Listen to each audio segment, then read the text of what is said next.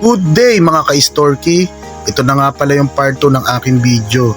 Tara, samahan nyo ako ngayong araw for today's video para umuwi papunta ng Pilipinas. Let's go! Nandito na nga pala ako ngayon sa Gdansk, Poland. Siyempre, ang biyahe ko is going to Warsaw, Poland. Parang ano lang din naman siya, connecting flight lang din. Then after nun, siyempre, ang pupuntahan ko is after ko dun sa may Warsaw, going naman ako ng Qatar. Then syempre, after Qatar, going to Philippines. Kaya kung dito, makikita nyo, dito na nga pala ako ngayon sa security control. Dito, i-check nga pala yung mga luggage natin at yung mga baggage na dala natin. Bag, kahit ano pa man. At dito, natapos na nga palang i-check lahat. So, clear naman ako doon. Wala namang nakita mga problema. So, dito, kailangan na natin hanapin kung anong gate nga pala tayo. Syempre, habang hinahanap nga natin yung gate natin, tingin-tingin muna tayo dito at sightseeing. Ang kailangan ko nga palang hanapin is gate 18 at ito nga pala yung gate 18. Dito nga pala ako maghihintay. Siyempre, mabilisang paghihintay lang naman tayo at mamaya-maya ipapasok na pala tayo. Kaya kung dito, tara, let's go. Pasok na muna tayo sa eroplano na sasakyan ko. Ito yung eroplano na AITA. Ito yung sasakyan ko going to Warsaw, Poland. Ang biyahe ko lang dito kung tutuusin is aabutin lang ng 1 hour. Then after ng 1 hour, biyahe na ulit at waiting na naman tayo. At doon nga pala tayo maghihintay ulit papunta sa Qatar. Excited na ako actually pumunta ng Qatar kasi napaka very convenient nga pala talaga nung Qatar.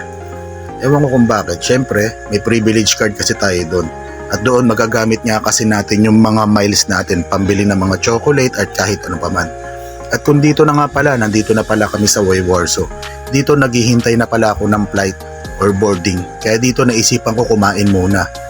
Oo nga pala mga ka-Storky, dapat talaga may baon kang mga pagkain pagka nandito ka habang naghihintay ka nga pala. Kasi syempre gaya ko, matagal pang hihintayin ko, maghihintay pa ako ng mga 1 hour on 30 minutes. At ito na nga mga ka-Storky, pasok na ako. Ito na yung flight ko na Qatar. Kaya ito na, makikita nyo, titignan natin ang loob ng Qatar airplane. Ito medyo malaki-laki to. At dito nga pala medyo maganda yung upuan ko kasi ang uupuan ko nga pala is aisle seat. Kaya maganda-ganda. Wala tayo ngayon sa medyong bintana. Kasi kapag nasa bintana tayo, actually mahirap talaga kasi unang-una kapag ka mga naiihi ka na o natatai ka na kung tutuusin, mahirap tumayo kasi paano kung natutulog yung katabi mo nga pala doon sa aeroplano, so gigisingin mo pala siya. So yun, kaya kailangan kapag ka tumayo siya, sumabay ka na rin sa pagtayo. At dito na nga pala, ito na nga pala yung upuan ko na aisle seat, 42D. So after nun, syempre, ito na, nagpe-prepare na rin ang mga ibang passenger.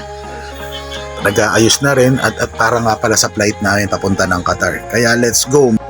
There are individuals in the license your seat when the cabin lights have been clear. Available to you all times. Please let us know if there is anything that we can do to make your flight more comfortable. Thank you. At kung dito mga ka-Storky, ito nga pala yung kakainin ko ngayon dito sa aeroplano. Ito nga pala yung sinerve nga pala ng mga steward. Kasi pag pumunta sa iyo ang steward, papipiliin ka nga pala nila kung anong kakainin mo. Merong beef, merong chicken, or pasta, or kahit ano pa man ang i-offer nila. So ito nga pala yung napili ko, beef with rice. At syempre, after nyan, nandito na nga pala kami sa Qatar. At kung dito, bababa na nga pala kami. Kaya, see you on my next vlog mga ka-Storky. Let's go! Boom!